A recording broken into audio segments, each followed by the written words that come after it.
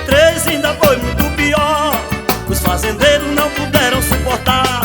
Chegou os pastos, tudo desapareceu e todo gado morreu em quase todo lugar.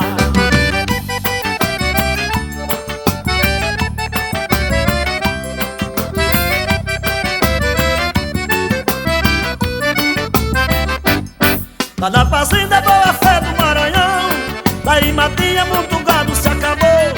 E come cedo era grande o desespero, e seu Cazuza o fazendeiro chorou.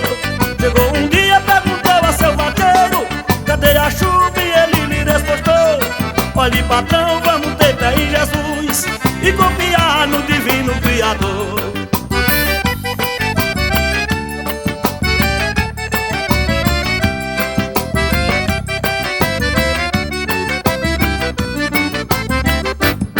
Ali Cazuza retirou-se da fazenda, angustilhado com a seca despedida.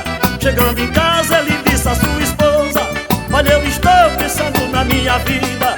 Lá na fazenda perde toda a criação, vai acabar-se tudo que temos querida. Até o lago do coqueiro já secou, os jacarés arribaram com a seca e tristeza.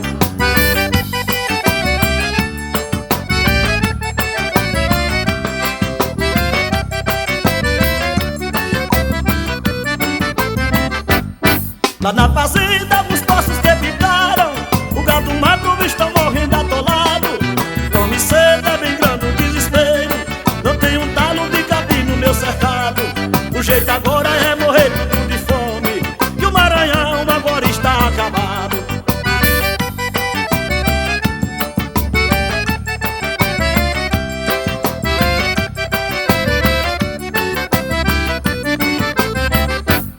Mas Deus do céu, com o seu poder sagrado, vendo os clamores, a triste situação dos pecadores aqui na terra sofrendo, segundo eu, me mandou chuva ao chão. 84 o inverno segurou e houve muita riqueza no Maranhão. E agora todo mundo está feliz, graças a Deus, nosso Pai da criação.